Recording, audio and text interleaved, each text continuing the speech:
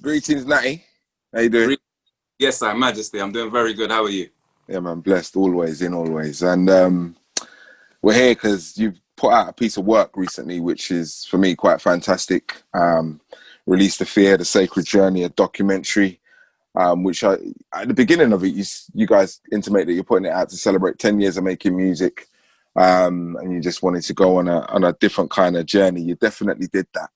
The Amazon, Venezuela. You stayed with the shamans, the shamans. The shaman. Yeah, we stayed with the shaman Right. of the Piaroa people.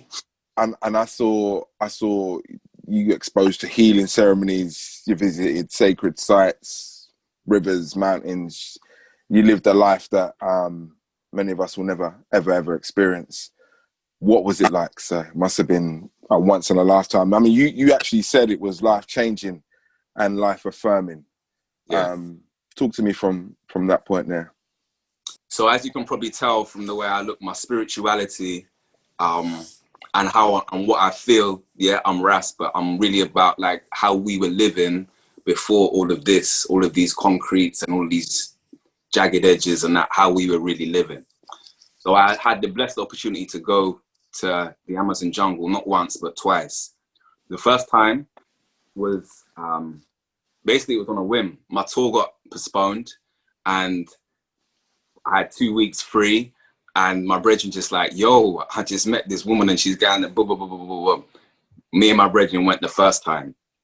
I had like a really amazing bond with the shaman there. We did spiritual healing ceremonies. We traveled, did many things. And he asked me to come back. And so when I was medsing it and I was preying it, I was like, yo, I need to bring people. Because my whole thing about who I am and what I do is like me, I make music. Yeah, but I make music for people. Like my thing is always about bringing healing to people. That's my whole meds. From Man Like I, through Release the Fear. It's one of the main reasons why I make music. And it's one of the main reasons why I make music in the way that I do, i.e. with all live instrumentation, because I believe very much in the power of healing through vibrational frequencies. So the second time round I went and I took there was 9 of us.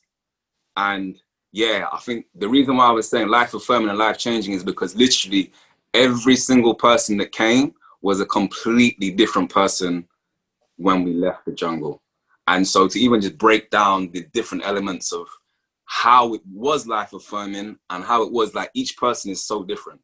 Each person, it was just so different. So, but the main thing was like release the fear, fear of the unknown. Even just getting there was a madness. They didn't let us in. Like, it was just crazy. Like, we had to just, so much stuff. 32-hour journey. So yep. Go on, take me through that. Because I guess a story's made up of the beginning, middle, and end. So just give me the beginning and maybe a bit of the middle. I want people to go and really watch it to find out the end. But what was that 32-hour journey like? Because I saw that you had a couple of planes, couple of different modes of transport on the ground, and then you got there. Literally, it seemed like that was day one, and then day two, the documentary started. But talk to me from your own perspective. I think that was day one and day two. Okay. So, basically, what happened is we couldn't fly to Venezuela. Like, literally, the airport was shut. The country was in like a meltdown kind of crisis thing. I've already told the people that were going. So all the people who ended up going was like the third group of people that we picked. I had 90 people apply to come on this trip. 90 people. Wow. The first bunch of people we chose, basically all the 90 people had to write an email about why they should go. See? And so I picked the people, and then I had to pick a whole nother set, and then a whole nother set, because we couldn't get into Venezuela. So that route that we took was us flying to Colombia, taking another plane to the south of Colombia, getting on a boat across the border into Venezuela, then getting on another boat, and then another car. Like, it was mad. It was mad. Like, even us trying to get we couldn't even get insurance, blood. Like, it was even just getting there was release the fear mode, like 101, And so that was day one and day two. And then when we reached there, we went straight to the Piaroa people who were staying with. We went straight to see the shaman. And that same night, we did our first ceremony. A lot of the people didn't take it. I did, of course, because I've done it before. And so literally coming out of Babylon, doing like a 35-hour journey, and then taking probably the most powerful jungle medicine that I've ever taken. And I've taken ayahuasca, I've taken a few things, yeah. But this one is the most powerful. And yeah. And then we started the journeys. Like, and we did like the next day after we did the ceremony, we just still flying a little piece. We just did like an 8-hour trek. Vibes.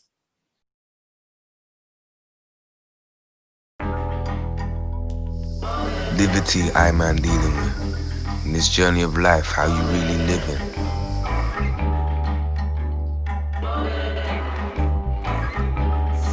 Once you can release the fear and jump into and grasp life, you'll be able to be given the kinds of blessings that I've just received. I think that's the greatest lesson that I've been given so far in my life.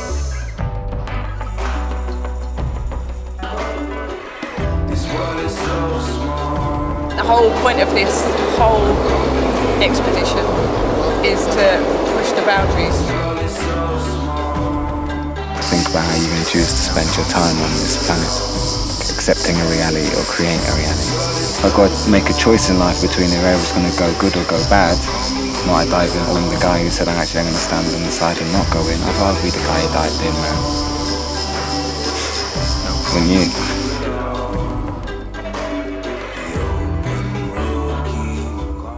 I'm stuck on the healing, right? So I want you to explain, if you can, what that experience was like for you. And obviously, with people not partaking, they would have seen you exposed to it and all that you went through. So what was it? What's it like? So what the actual Yopo ceremony itself? Yeah. Okay. The shaman who we go to see is like a master shaman. Okay, so he is like other shamans from all around. I just happened to buck up with like the Don Dada, basically, of shamans. Energy. It was just, that's how Jaja set it. So we give thanks.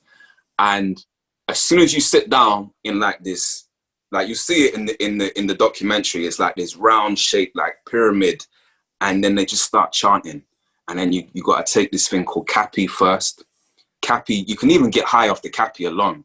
Like, it's this juice that you take. So you take that first, and it like settles your whole system.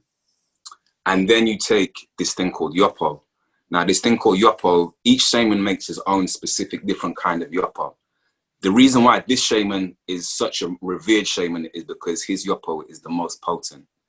And it's partly to do with how they grow their herbs, because it's a mixture of 5 different things. One of them is actually ayahuasca root, I think. Don't quote me on that, but I think it is.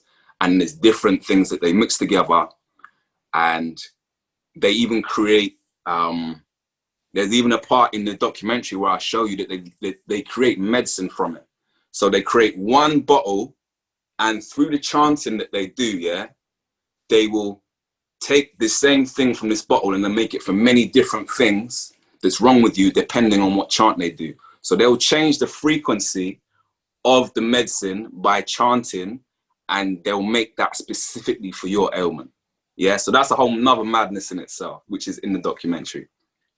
But what we did is or I did with a few of us, because a few of the people were a little bit like, yo, we don't know about this thing, Natty. You lot go first, innit? We didn't know this was gonna happen day one. So we went first. You take it through eagle bones, and it's the only thing I've ever snorted, but you snort it, right? And through these specific kind of bones, and you do this specific ceremony.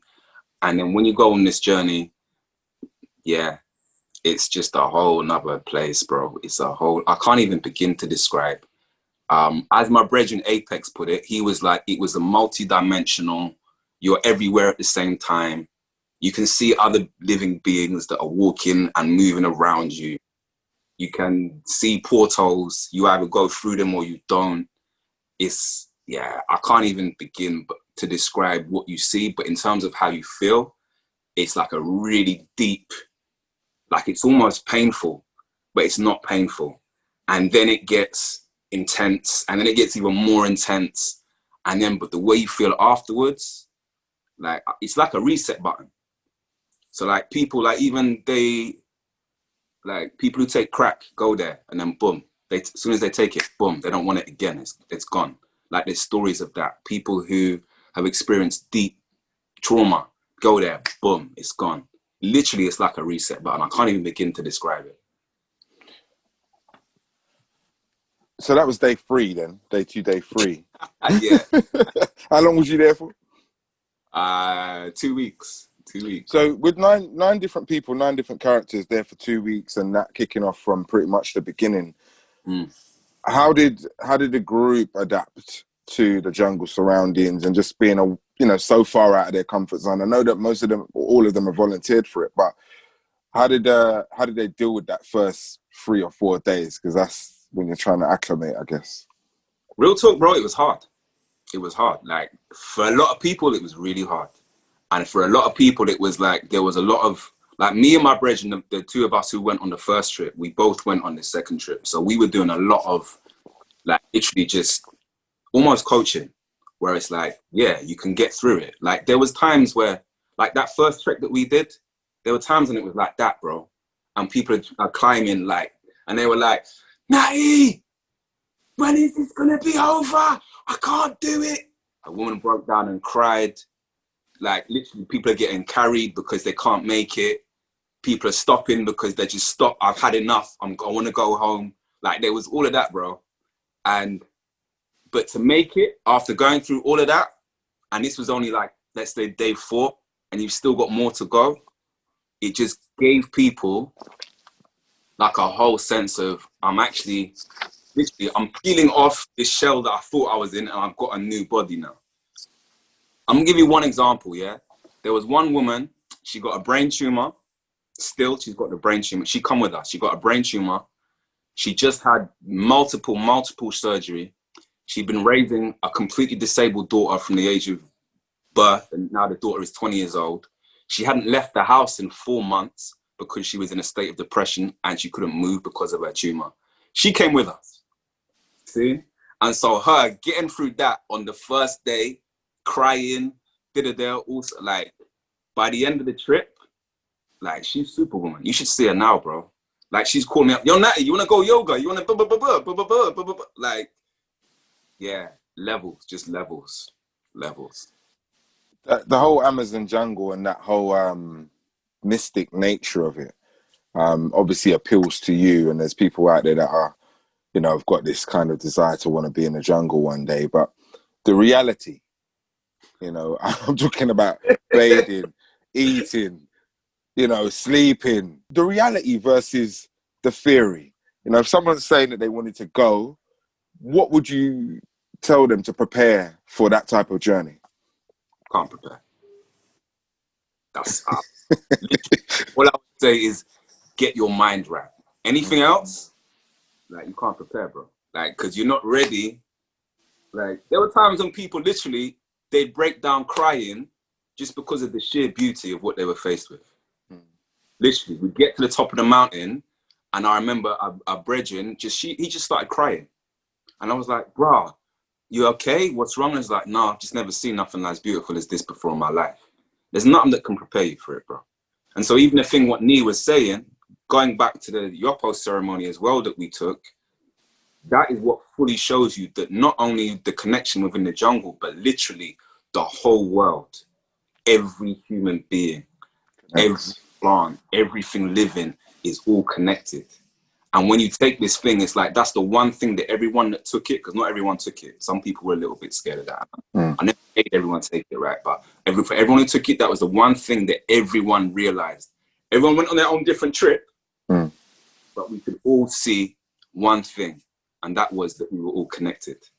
And so that whole, like, in terms of how can people prepare if they wanted to go, I would just say, it's one of the ones where you just got to close your eyes, jump in. It's the only preparation I can really say. And as long as your mind is right, you've got good intentions, the jungle will reflect that. If there's something that is lacking in you, or if there's an ego thing, the jungle will find it and it will slap you, bro. Like, literally, there were people out there like, no, I want to get a tan. And I'm like, you have to cover up. Right now, we're going through mosquito territory, cover up. And there's a woman with her leg out and red because she wants the right tan. She got yam. she got yam.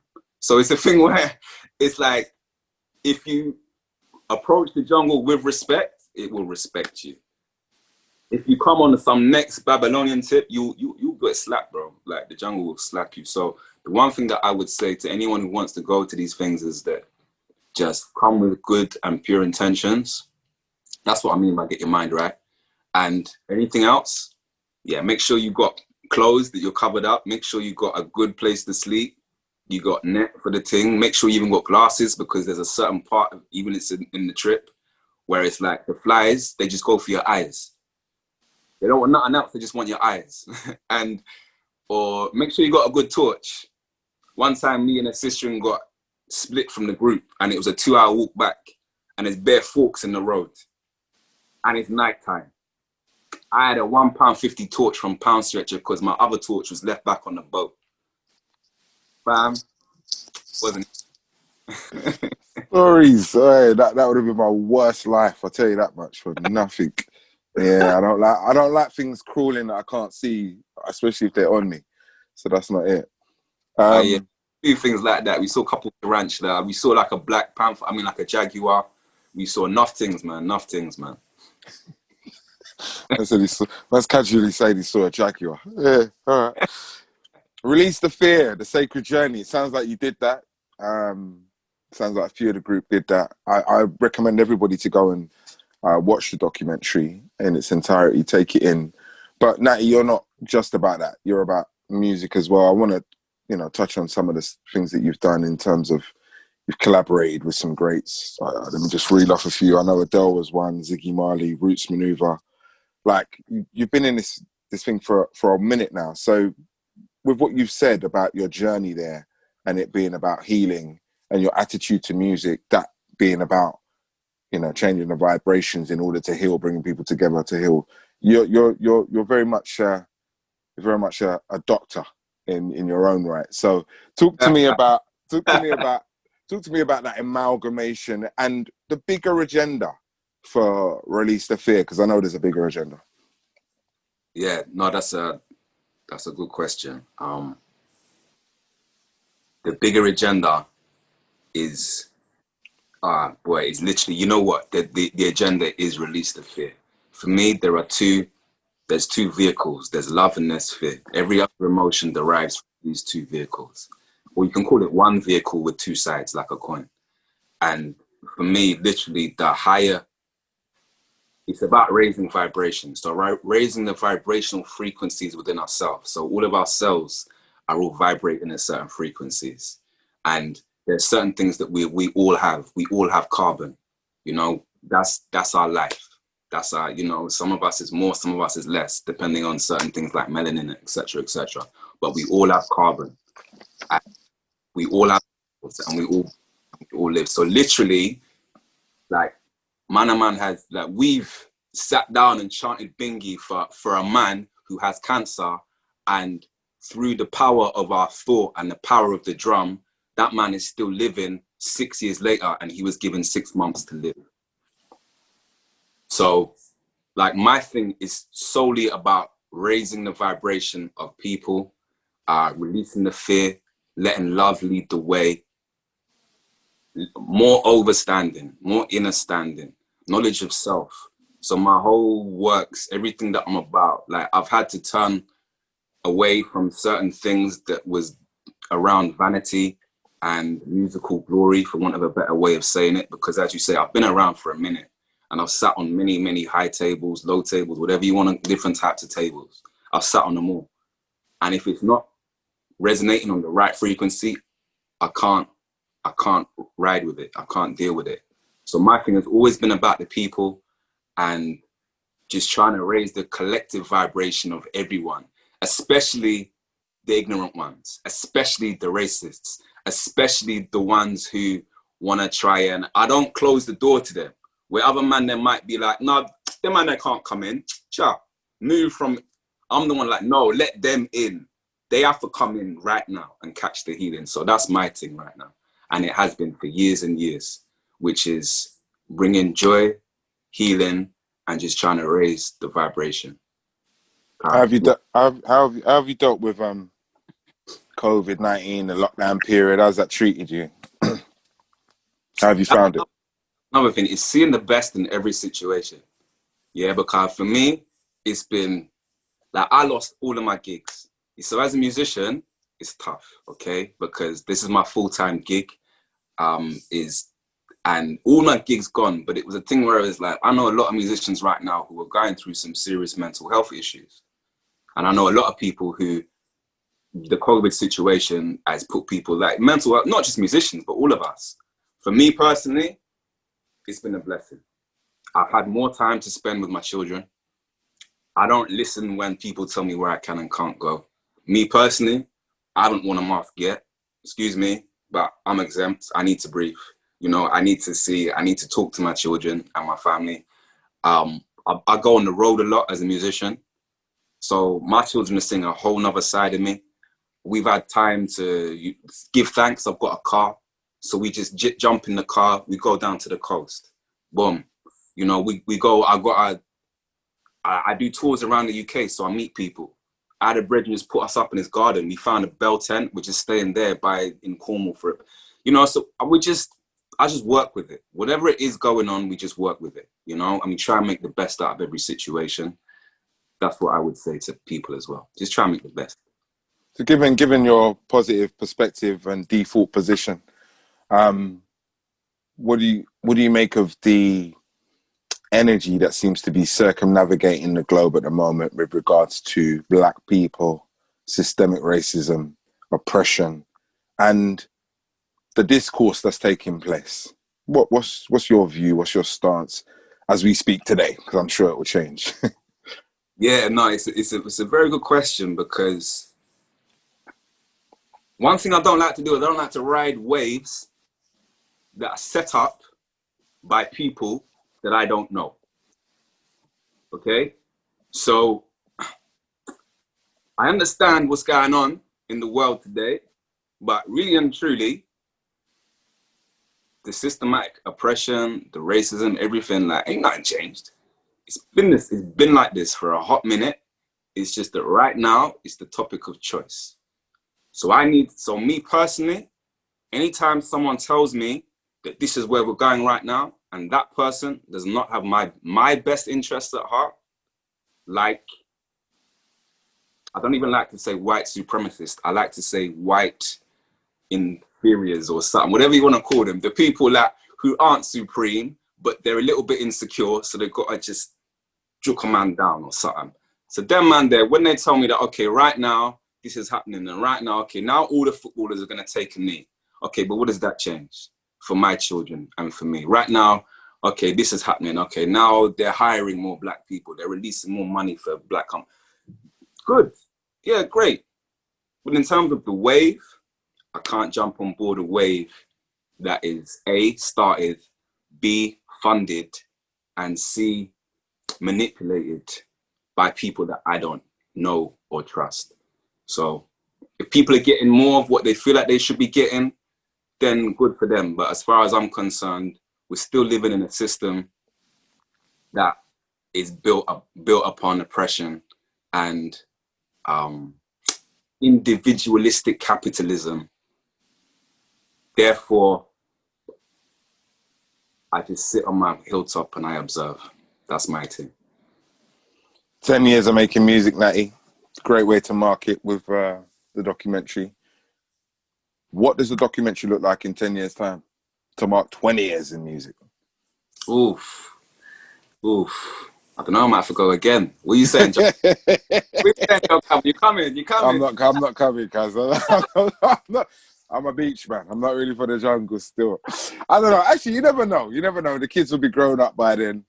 I might have to reach. But I don't know if I'll be doing anything mind altering. That's a different space for me. I'm a different animal to you in that respect. But yeah, I wouldn't mind going. Life's for living, in it, so you have to experience it. But like, even the Apex who filmed it, he said exactly the same thing before he went.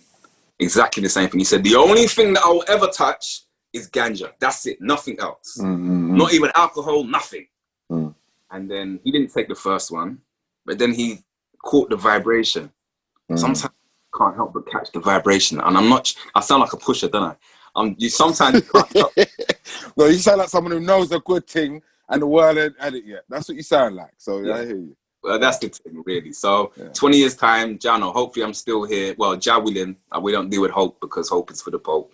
Jah willing, I'm still here and dealing with the musical and just general healing and raising the vibrational frequencies. So whether it's the jungle, whether it's Africa, whatever, hopefully something will manifest in a way that is just as positive. Well, good luck with all of that, man. Wishing you continued success. And I know you're in between projects at the moment, so when the next music's dropping, just let me know and we'll have another chat about that. And at that point, I think a few more people would have watched the documentaries. Nothing but positive comments underneath it. Pretty much the first word of everybody's comment is beautiful. So your team, whoever shot it, edited it, you guys put together a great job, man. It's inspiring. So editing and the Apex Zero, yeah, man, big up. Yeah, man, big up your whole team, man, and big you up as well. Any last words? Where can people find you? Yeah, man, just nattymusic.com, Instagram, Natty Music, Facebook, Natty Official. Yeah, more time I'm there. I answer my own messages. And, but moving that all to one side, it's everything that I'm about, all my truth, everything that I'm trying to put out is in the music. So go check out the music. It's all on Spotify. It's all on iTunes. You just type in Natty and it'll come up.